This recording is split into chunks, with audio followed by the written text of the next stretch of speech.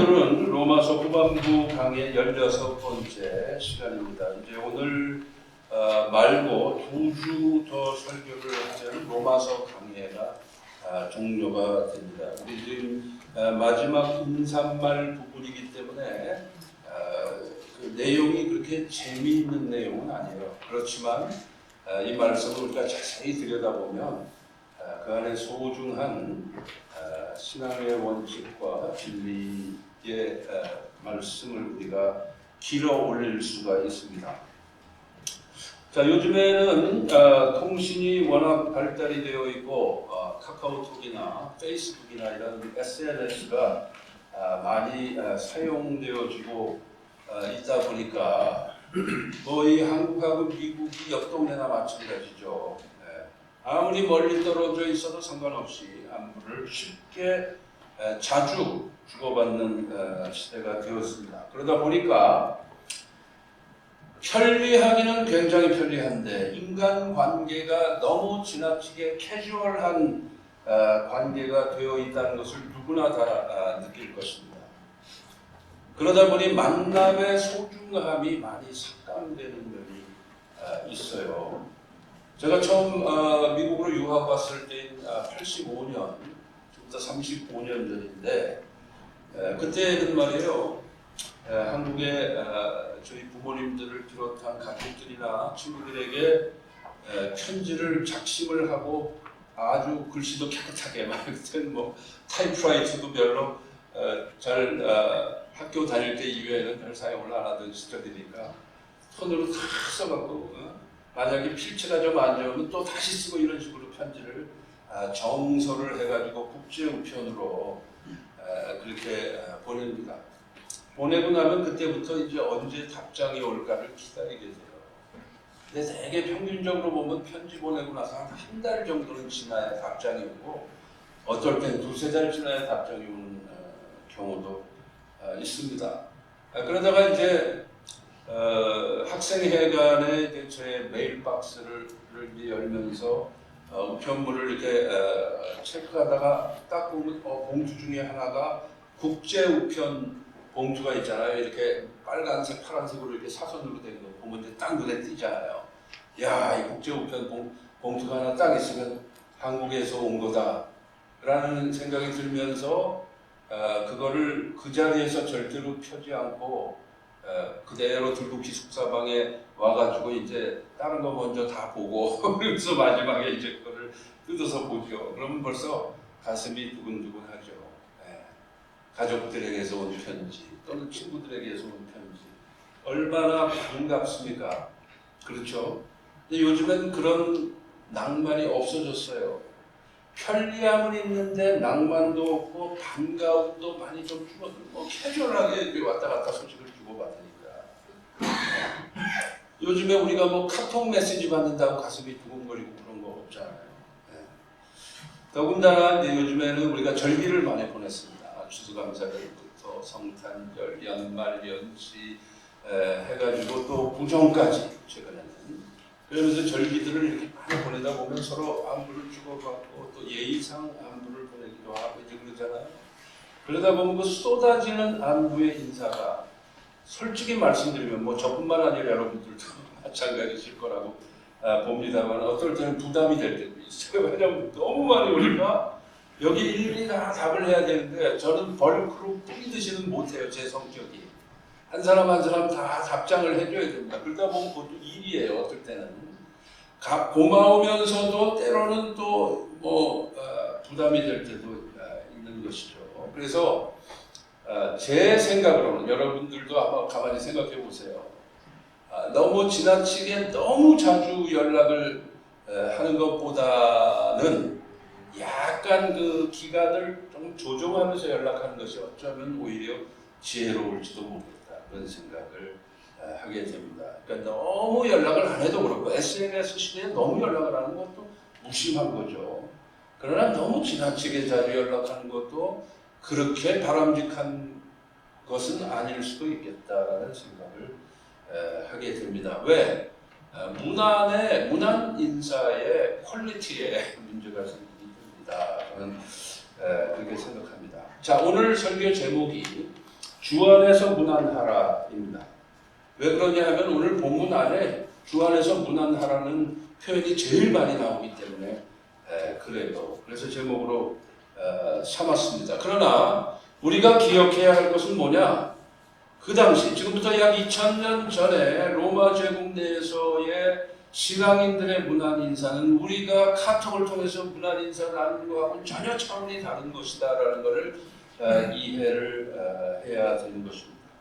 그래서 그 내용이 그 문안 인사가 어떤 의미를 지니는 것인지 한번 본문을 통해서 우리가 살펴보고 그 안에서 우리의 신앙적 원칙을 발견하도록 하겠습니다. 먼저 1절, 2절을 제가 다시 읽겠습니다.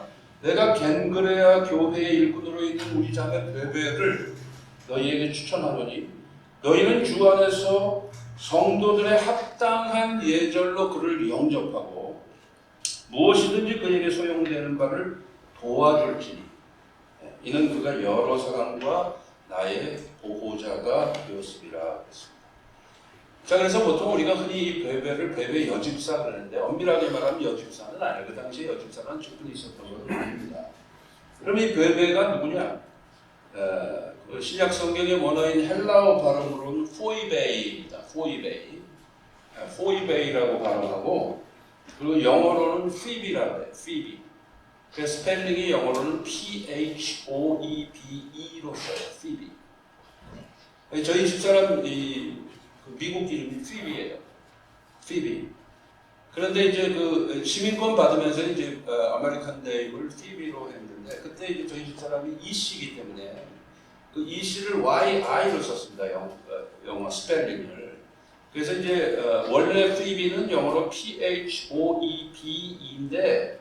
라스트 네임이 YI이기 때문에 이 I자에다가 운율을 맞추기 위해서 PHOEBI로 했어요. 저희 집사람이.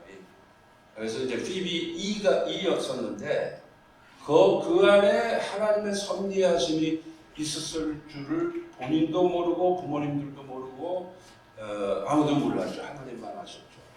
우리 집사람이 나중에 저하고 결혼을 해서 그 PHOEBE의 E자 대신에 I를 썼는데 YI에다가 운율을 맞춰서 그랬는데 나중에 결혼한 사람이 라스네임이 LIM이 되는 바람에 임 목사하고 결혼을 하는 바람에 거기에서도 또 이게 I가 라임이 딱 맞춰지게 된 것이죠.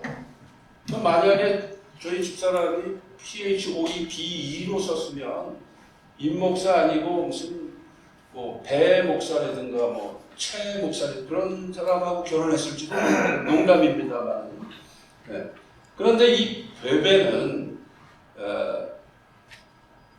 오늘 본문에 보면 뭐라고 나와 있냐 하면은 일꾼이라고 그랬습니다. 이 일꾼이라는 말이 여러분이 잘 아시는 거 영어의 디컨의 원어인 디아코노스라고 이제 표현이 되어 있어요.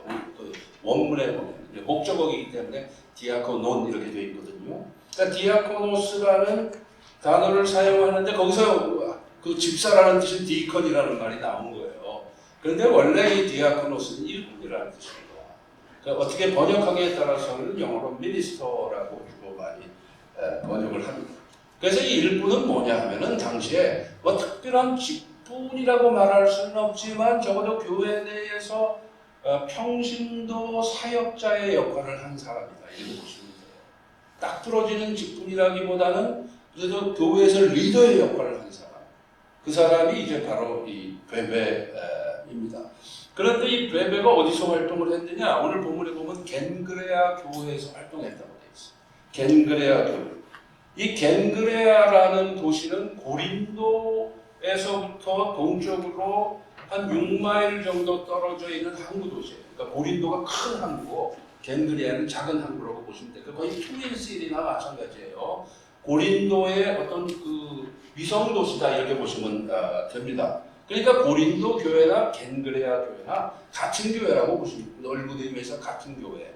그러니까 겐그레아 교회는 고린도 교회의 지교회 정도로 이해를 하시면 되겠습니다. 그래서 그 겐그레아 교회에서 여성 사역자로서 바울의 조력자 역할을 했다 이렇게 보시면 되는 것입니다.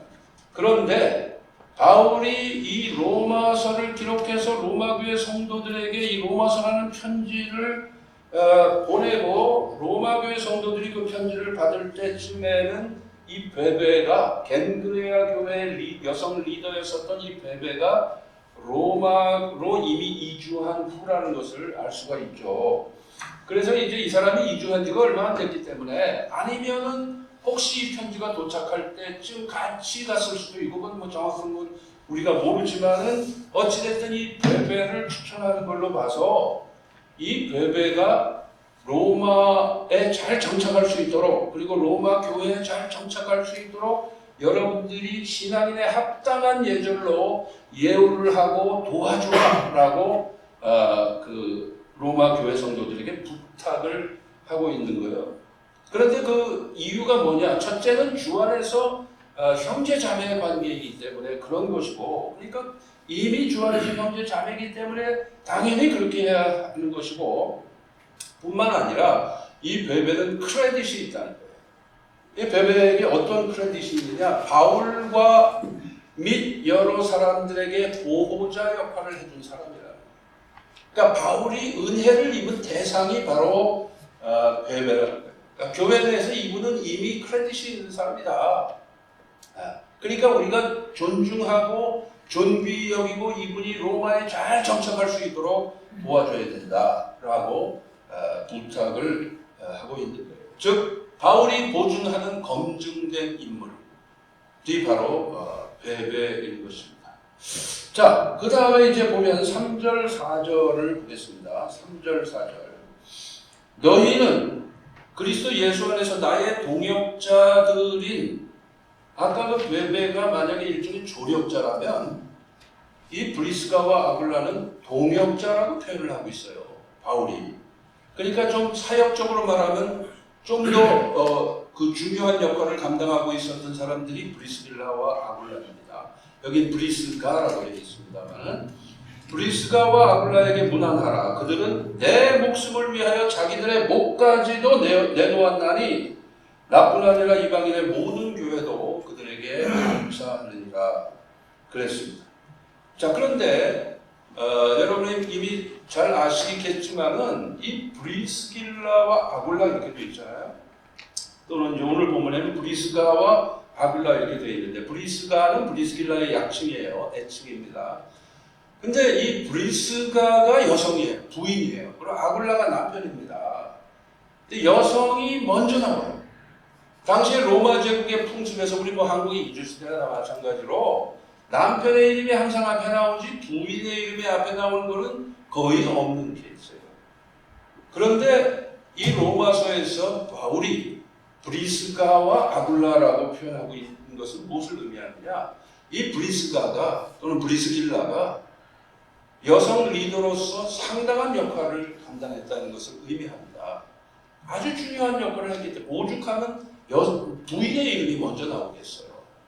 그렇죠? 이제 그게 하나의 이유고요. 또 짐작되어지는 이유는 이 브리스가는 로마의 귀족 가문의 출신일 가능성이 많아요. 아굴라는 유대인이에요. 천막 텐트 메이킹, 천막 만드는 일을 업으로 가지고 있었던 유대인이에요. 근데 짐작컨대 이 두 사람이 로마에서 만나서 결혼을 해서 부인이 되었을 것입니다. 그런데 당시의 유대인들이나 이 중동의 출신의 사람들에 대해서는 유럽 사람들이 많이 차별을 했습니다. 그러니까 이제 지금도 그런 게 있잖아요. 그 엔타이세미티즘이라고 그러죠. 엔타이세미티즘. 중동 사람, 유대인들을 포함해서 중동 사람들을 굉장히 이렇게 경멸하는 그런 분위기가 백인들 사이에 있잖아요. 엔타이세미티. 그게 이때도 있었습니다. 굉장히 유대인들이 차별을 많이 당하고 고통을 많이 받았습니다. 유대인이라는 사실 때문에. 그런데 그 유대인 남성과 로마의 귀족 출신이 결혼을 했다면 이 유대인 남성이 이미 상당히 훌륭한 사람이라는 것은 짐작할 수가 있는 거예요. 그런 분위기 속에서 두 사람이 부부가 되었다. 물론 이제 신앙 안에서 부부가 되었을 것입니다. 그래서 이런저런 이유로 인해서 부인의 이름이 먼저 나오고 남편인 아굴라의 이름이 나중에 나옵니다. 그만큼 이 브리스가는 중요한 인물이었다라는 것이죠. 그런데 바울이 말이에요. 이 브리스가와 아굴라를 고린도에서 만나요. 고린도에서. 그런데 원래 이 부부는 로마의 시민들이었습니다. 브리스가와 아굴라는 로마의 시민들이었는데 주후 52년에 당시에 로마 제국의 황제가 클라우디우스 황제인데 그 클라우디우스 황제 다음 황제가 네로 황제입니다. 여러분이 잘 아시는 네로 황제 전 황제가 그 클라우디우스 황제인데 주후 52년에 이 클라우디우스 황제가 유대인 추방령을 내려요. 로마시에서. 그러니까 로마시에 있는 유대인들은 전부 로마를 다 떠나가야 돼요. 그렇지 않으면 처형당한다. 그래가지고 다 로마를 떠나게 됩니다. 유대인들이. 근데 아굴라가 유대인이잖아요. 그래서 이 브리스가와 아굴라는 로마를 떠나서 고린도로 이주를 해서 그 고린도에서 바울을 만나게 됩니다. 그러면서 이 사람들의 삶이 완전히 바뀌어버려요. 이 브리스가와 아굴라의 삶이 완전히 바뀌어버리고 바울의 업이 뭐냐면 천막 만드는 업이었거든요. 바울이. 유대인들은 다 자기 직업이 다 하나씩 있어요. 근데 바울의 직업은 뭐냐? 천막 짜는 일이었습니다. 선교사이지만 텐트 메이커예요. 바울이. 근데 이 아굴라가 텐트 메이커거든. 그러니까 업이 같잖아요. 그래서 이 사람들이 그리스도 안에서 동업자이면서 사역적으로는 동역자가 돼요. 그러니까 굉장히 긴밀한 그 관계를 형성하게 됩니다. 그러면서 바울의 영향을 받아가지고 이 두 부부는 사역자가 되고 나중에 바울이 떠난 후에 바울이 이제 에베소로 떠나게 될 때에 이 브리스가와 아굴라도 자기들의 신앙의 스승인 바울을 따라서 에베소로 이주를. 그 정도로 이 부부와는 긴밀한 관계였죠. 지금 터키 서해안 중간에 에베소가 있거든요. 그래서 그 에베소로 이주를 합니다. 고린도는 남부 그리스라고 했죠. 그러니까 그리스에서 터키로 이주를 해요. 다 같이. 그런데 그 에베소에서 이 브리스가와 아굴라가 누구를 만났냐면은 아볼로라는 청년 학자를 만나요. 말씀에 능통한 청년 학자를 만납니다. 그런데 이 아볼로라는 청년 학자는 성령 충만이 뭔지를 몰라. 예수 그리스도에 대해서 잘 몰라. 근데 그 청년 학자인 아볼로를 가르쳐서 탁월한 사역자로 만든 인물들이 누구냐 하면 브리스가와 아굴라예요. 그래서 거기서 아볼로를 훈련시켜가지고 고린도 교회로 파송을 하는 그런 역할을 했던 사람이 바로 브리스가와 아굴라고, 그 아볼로는 나중에 고린도 교회의 탁월한 사역자 중에 한 사람이 됩니다. 그리고 나서 나중에 바울이 고린도로 옮겨가니까 브리스가와 아굴라는 또 바울을 따라서 고린도로 이주해요. 그러는 와중에 로마에서 유대인 추방령이 해소가 돼요. 그러니까 유대인들이 다시 로마로 돌아갈 수 있게 됐을 때에 이 부부는 자기들의 고향인 로마로 돌아가게 됩니다. 그래서 바울이 고린도에서 이 로마서를 기록할 때 브리스가와 아굴라는 이미 로마에 있기 때문에 그 바울의 소중한 사역자여, 동역자여, 동업자였었던 이 부부에 대한 애틋한 마음이 있죠. 바울이 영적으로는 스승이면서 동역자였기 때문에 그 브리스가와 아굴라에게 문안하라 하면서 뭐라고 말을 하느냐? 그 부부는 나의 목숨을 위해서 자기들의 목까지도 내놓았다 그래요. 그건 무슨 얘기냐? 정확하게는 우리가 알 수가 없지만 바울이 위기에 처했을 때에 거의 바울의 목숨을 건져주는 수준으로, 그것도 위험을 감수하고 바울의 목숨을 건져주는 수준으로 역할을 했던 부부가 바로 브리스가와 아굴라인 것입니다. 그러니까 눈물 겹도록 진한 동지애와 그 형제가 있었다라는 것을 우리가 알 수가 있습니다. 뿐만 아니라 이 브리스가와 아굴라가 한 중요한 역할은 뭐냐면 그들의 집을 교회로 내놔요. 교회 장소로 내놔요. 지난번에도 여러 차례 설명드렸습니다만은 이 교회들이 말이에요. 교회 건물을 지금 우리가 눈으로 보는 교회 건물과 같은 건물에서 모이기 시작한 거는 초대교회들이 세워진 후로부터 최소 200년이 지난 후예요. 즉 다시 말하면 3세기 때의 교회 건물이라는 게 처음 세워집니다. 그 전까지 교회는 다 가정에서 모였어요. 그러니까 모든 교회가 다 가정교회예요. 여러분이 성경에서 읽는 교회들은 다 가정교회였습니다. 고린도 교회든 뭐 에베소 교회든 뭐 데살로니가 교회든 무슨 뭐 라오디게아 교회든 다 빌립보 교회 다 가정교회. 가정교회. 믿는 사람들 중에서 좀 큰 집을 갖고 있고 신앙에 헌신도가 있었던 사람들의 집이 가정이 교회 장소로 제공되어집니다. 그런데 그 역할을 했던 사람이 바로 브리스가와 아굴라였어요. 이 가정을 교회 장소로 내놓는 게 그렇게 쉬운 일이 아닙니다. 또 이 당시에는 크리스찬들은 차별을 받고 핍박을 받던 시대에 로마 제국에서 그런 상황 속에서 자기 집을 위험을 무릅쓰고 교회 장소로 내놓는다는 결코 쉬운 일이 아니에요. 제가 지금으로부터 약 27, 8년 전에 LA에서 교회를 개척하게 됐어요. 6가정. 저희 가정하고 저희 전도사님 가정 그리고 이제 집사님 가정 4가정. 그리고 6가정이 교회를 개척을 하게 됐는데 처음에는 우리 이제 교회 장소가 없으니까 그러니까 예배 처소로 이제 그 4분의 집사님 중에 한 분이 좀 부자예요. 집도 크고. 그래서 그 LA 코리아타운에서 멀지 않은 곳에 이제 살았는데 그 가정에서 이제 우리가 모여서 개척 예배를 드리기 시작했습니다. 그 개척 예배를 드리는데 말이에요. 첫 번째 이제 진짜 개척 예배를 드리는 첫 주일이죠.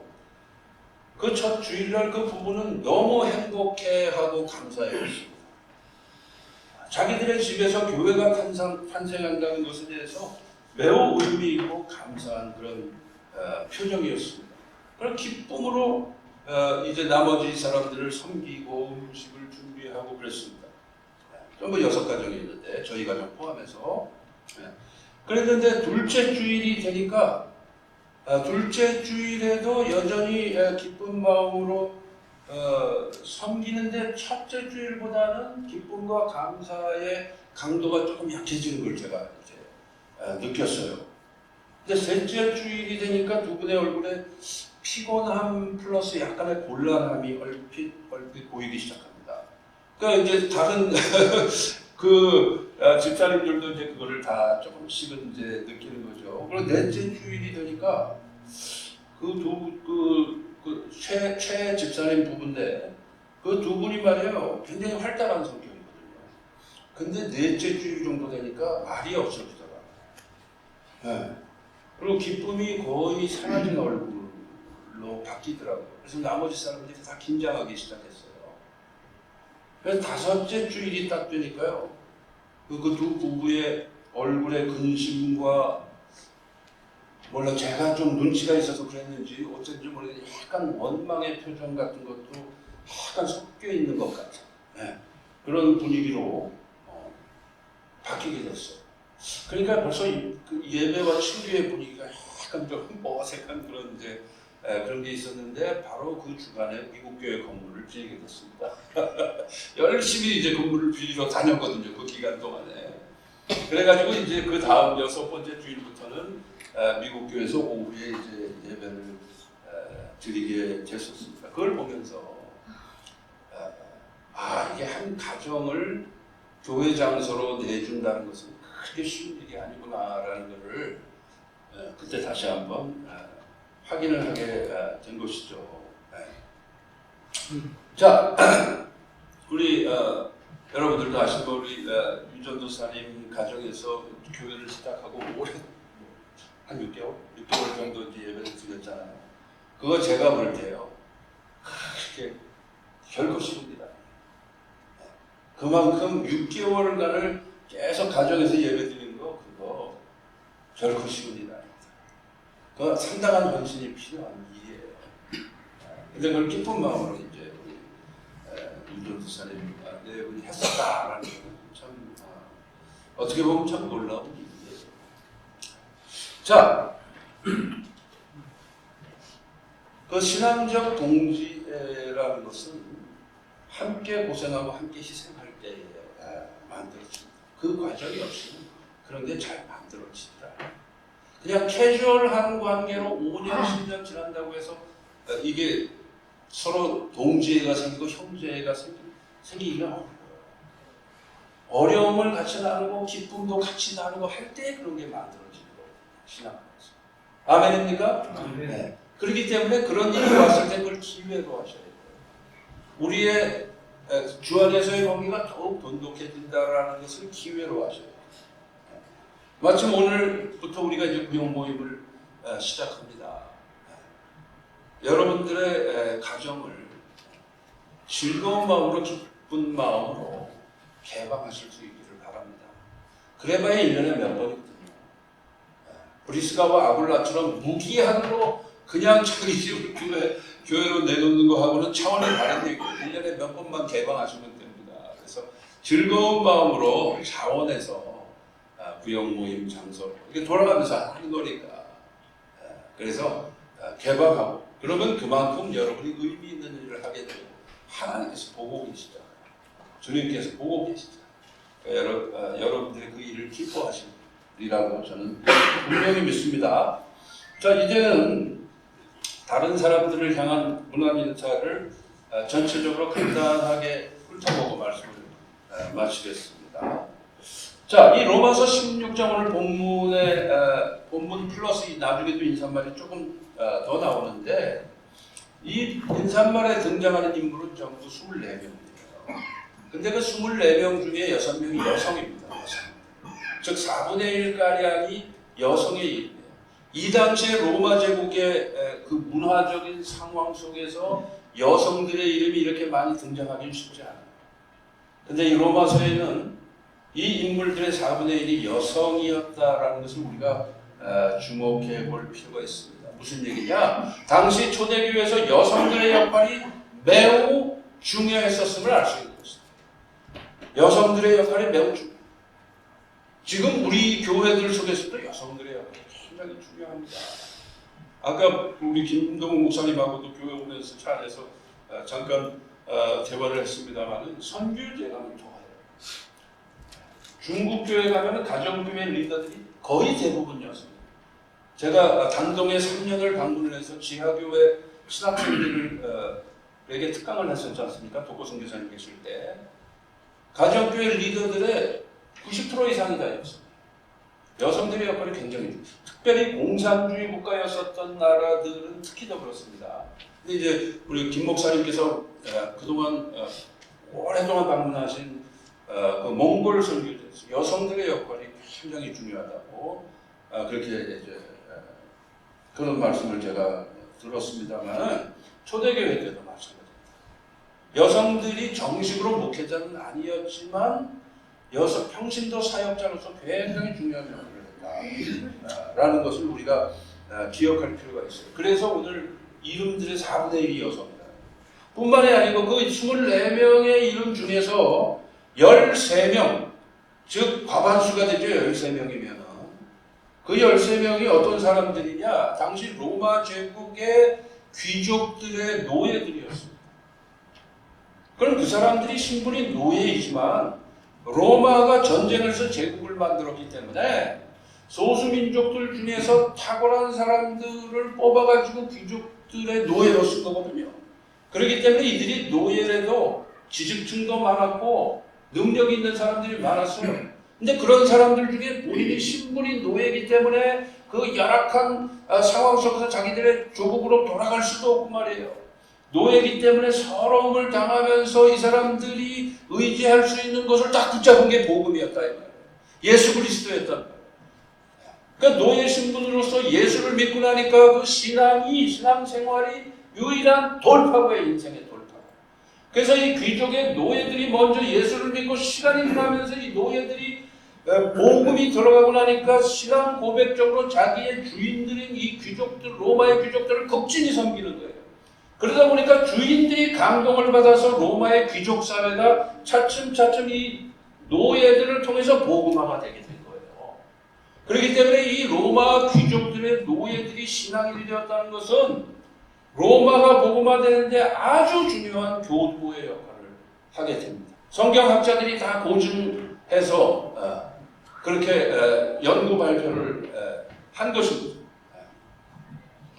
그러니까 이 13명은 로마가 복음화되는 데 있어서 복음의 천병 역할을 했다라는 것을 우리가 알 수가 있어요. 제가 설교 시간이 제한되어 있기 때문에 구체적으로 설명을 드리지 못하지만 그렇다라.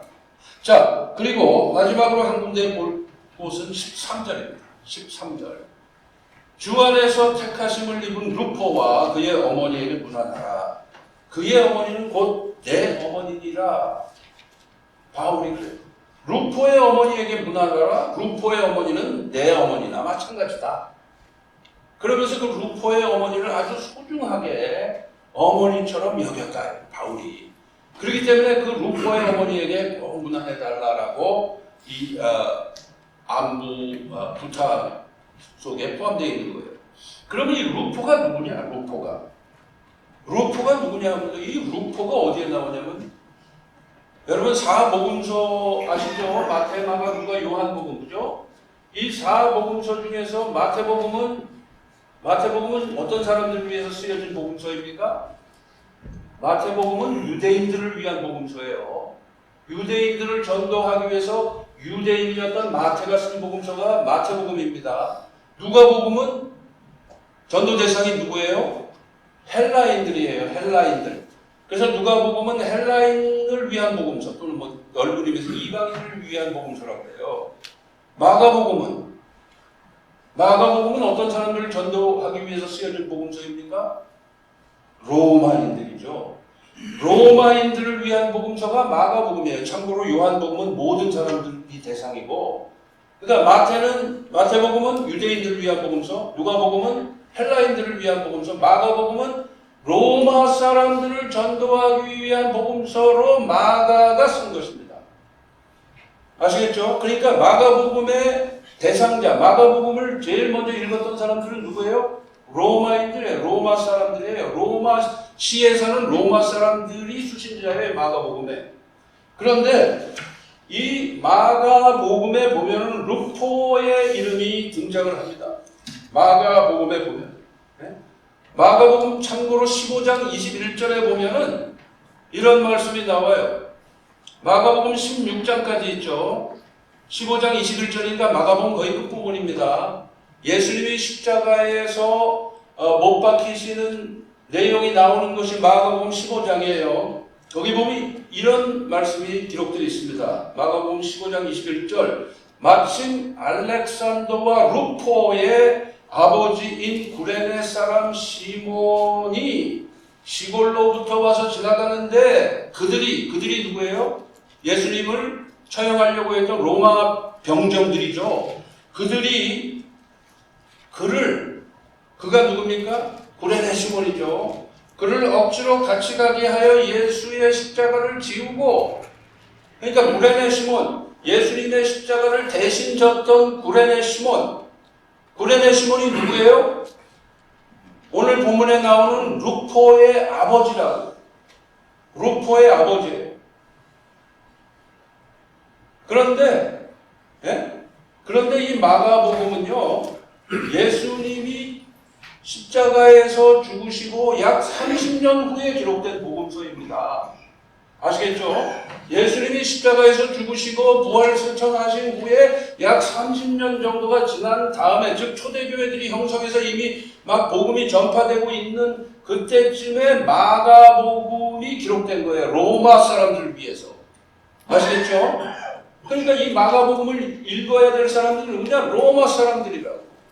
근데 그 로마 사람들을 위한 복음서에 지금 뭐라고 쓰고 있느냐? 마침 알렉산더와 루포의 아버지인 구레네 사람 시몬이 그랬거든요. 그 무슨 얘기냐? 알렉산더와 루포는 마가복음이 기록될 당시에는 이미 로마 교회 내에서 잘 알려진 인물이라는 뜻이에요. 잘 모르는 인물이면 여기다 그냥 알렉산더와 루포라고 쓸 수가 없잖아요. 이미 누구나 다 알고 있는 사람이 알렉산더와 루포인 거예요. 아시겠죠? 그래도 이해가 안 가시는 분들을 위해서 제가 예를 들어서 설명을 드리면, 어떤 동네에서 말이에요. 한 사람이 동네 사람이 다른 동네 사람 보고 얘기를 합니다. 저기 지나가는 저 아주머니 말이야. 저 아주머니가 이영의 엄마래. 그리고 얘기하면 그 뭘 얘기합니까? 그 아주머니가 누군지는 잘 몰라도 이영애는 누구나 다 알아. 누구나 다 안다는 얘기예요. 저기 저 아주머니가 이영애 엄마래. 그러면 이영애는 누구나 다 아는 거예요. Everybody knows who 이영애 is. 그거잖아요. 그죠? 마찬가지로 마가복음에서 알렉산더와 루포의 아버지 구레네 사람 시몬이 지나가는데 그 얘기 뭐예요? 지금부터 30년 전에 그랬다는 얘기예요. 30년 전에 바로 우리가 잘 아는 그 루포하고 알렉산더의 아버지인 구레네 출신의 시몬이라는 사람이 예수님의 십자가를 대신 져줘서 그 얘기입니다. 아시겠죠? 그런데 바로 로마인들을 위한 편지인 이 로마서에서 루포의 어머니를 바울이 언급하고 있어요. 루포의 어머니는 뭐 내 어머니다라고 언급하고 있습니다. 그분에게 문안하라고 그래요. 그럼 무슨 얘기입니까? 이 루포의 어머니는 누구예요? 구레네 시몬의 부인이죠. 즉, 이 구레네 시몬이 예수님 대신에 십자가를 지면서 거기서 예수님을 만나게 되고 예수님에 대해서 관심을 갖게 되고 하면서 이분이 예수를 믿게 된 것이죠. 그 과정을 통해서. 아시겠죠? 예. 그리고 나서 나중에 안디옥으로 구레네 출신 사람들 이런 사람들이 구브로 출신 사람들이 그 핍박을 피해서 안디옥으로 많이 몰려듭니다. 예루살렘을 떠나서. 거기서 안디옥 교회가 만들어지는데 짐작컨대 이 구레네 시몬은 안디옥 교회에서 신앙생활을 하다가 나중에 로마로 갔을 가능성이 많은 것이죠. 그랬는데 그 사이에 세월이 흘러서 그 구레네 시몬의 아들들인 알렉산더와 루포가 이미 로마 교회에서 중요한 역할을 하고 있었다. 그러니까 여러분들이 잘 아는 그 우리들의 형제인 알렉산더와 루포, 바로 그 사람들의 아버지인 구레네 시몬이 바로 옛날에 예수님의 십자가를 대신 져준 사람이야 라고 마가복음에서 마가가 말하고 있는 거거든요. 그런데 바로 그 구레네 시몬의 부인을 바울은 굉장히 소중하게 여기고 있었고 그 구레네 시몬의 부인을 즉 루포의 어머니를 자신의 어머니처럼 여기고 있었다. 그러니까 이거는요 굉장히 드라마틱한 스토리예요. 그렇죠? 그러니까 이 초대교회 시절에 안부를 주고받는다. 주 안에서 문안하라가 이게 캐주얼한 문안 인사가 아니라는 거예요. 이분들이 얼마나 긴밀한 관계였고 그리스도의 보혈로 피값 주고 사신 주의 공된 교회 안에서 진정한 형제 자매였다라는 것을 오늘 말씀은 보여주고 있는 것입니다. 이게 바로 신앙인들의 마땅한 모습입니다. 자, 그래서 마감합니다. 말씀을. 주 안에서 문안한다는 것은 무엇이냐? 동고동락하는 기쁨도 같이 나누고 슬픔과 어려움도 같이 나누는 관계가 주 안에서 문안, 안부를 주고받는 관계여야 한다라는. 그래서 베베도 추천하고 브리스가와 아굴라에게 문안하라, 루포의 어머니에게 문안하라라고 하는 것입니다. 이렇게 우리 예수 믿는 사람들의 관계는 아주 긴밀한 관계여야 한다. 진정한 의미에서 형제자매 관계요, 동역자 관계가 되어야 하는 것이다라는 거예요. 만약에 우리 믿는 사람들 사이에서 또는 한 교회의 성도들 사이에서 이러한 그 긴밀한 관계, 의미 있는 관계, 동고동락하는 관계의 중요성이 깨져버리면 교회는 소셜 클럽으로 전락하고 마는 것이다. 친목 단체로 전락하고 마는 것이다. 심지어는 그것이 잘못된 방향으로 더 갈 때에는 이익 집단으로 바뀌고 마는 것이다. 아멘입니까? 그렇기 때문에 교회가 짠맛을 잃지 않으려면 어떻게 되느냐? 성도들의 관계는 진정한 형제자매의 관계가 되어야 한다. 기쁨을 같이 나누고 슬픔과 어려움을, 고난을 함께 짐져주는 그런 관계가 되어야 된다. 그게 형제자매 관계요, 동역자 관계요, 주 안에서 서로 무난하는 안부를 주고받는 그런 관계가 되는 것이다. 믿습니까? 기도하시겠습니다.